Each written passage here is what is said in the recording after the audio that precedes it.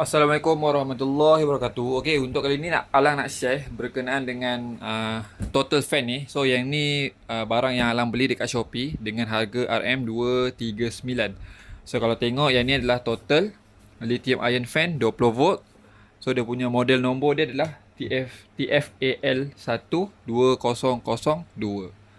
Okey, so ini dia punya kotak dia. Okey, jom kita buka sama-sama.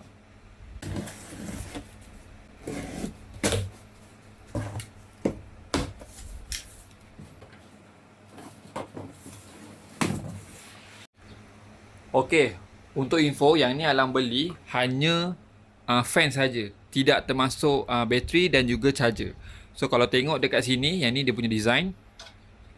Okey, bahagian depan dia punya fan kalau ikutkan 9 inci brand Total. So yang tepi warna merah ni untuk kita ketatkan sama ada kita nak position macam mana. So ini ketatkan. Okey, seterusnya bahagian belakang. So bahagian bawah ni untuk sangkut lah. Kalau kita ada nak sangkut mana-mana, kita boleh sangkut. And then kita adjust balik dia punya position fan ni. Okay, seterusnya yang ni tempat letak bateri 20V. Okay, so yang ni dia punya detail dia. 20V, 220, 240V. Ada setting 2 dimension 11 inci. Dimension 11 inci. Lepas tu dia boleh adjust 360 degree. So dia punya TFALI 2002. So untuk bahagian tepi ni dia punya on dia. Dia jenis button. So yang ni dia punya speed 1 dan juga speed 2. So tekan bahagian sini. So untuk yang ni pula masuk dia punya charger ni. Dia bukan charger, dia power supply. Power supply. Okay. So lepas tu dia ada kasih manual product. Okay, so jom Alang akan try dahulu menggunakan power supply. Alang setting dahulu. Okay, so sekarang ni Alang dah ready masukkan dia punya power supply. So Alang on kan. Okay, dia dah nyala. Warna merah untuk speed 1 dah ada angin. And then speed 2. Okay, maksudnya dia boleh menggunakan power supply. So Alang tutup.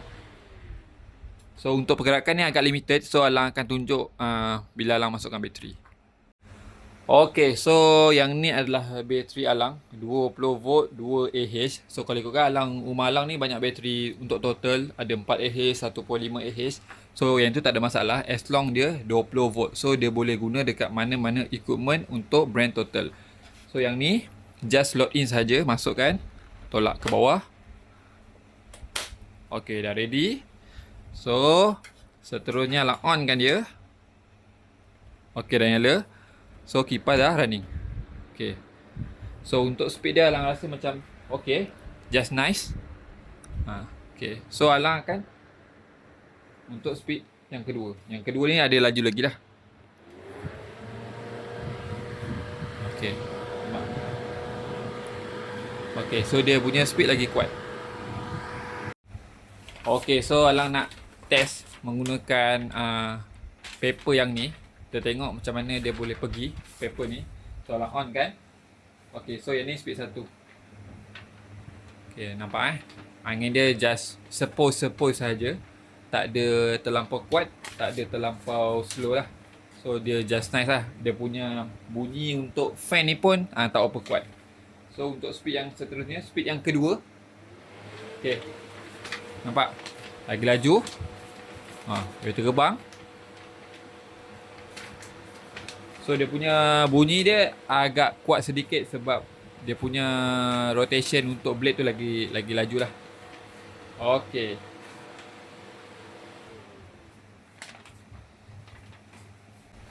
Okay, so Alang rasa Alang beli ni memang berbaloi. Pegang pun rasa kualiti dan senang untuk ni lah dibawa ke bahagian luar rumah. Sebab Alang rumah kampung, so kadang-kadang duduk bersantai tu agak panas.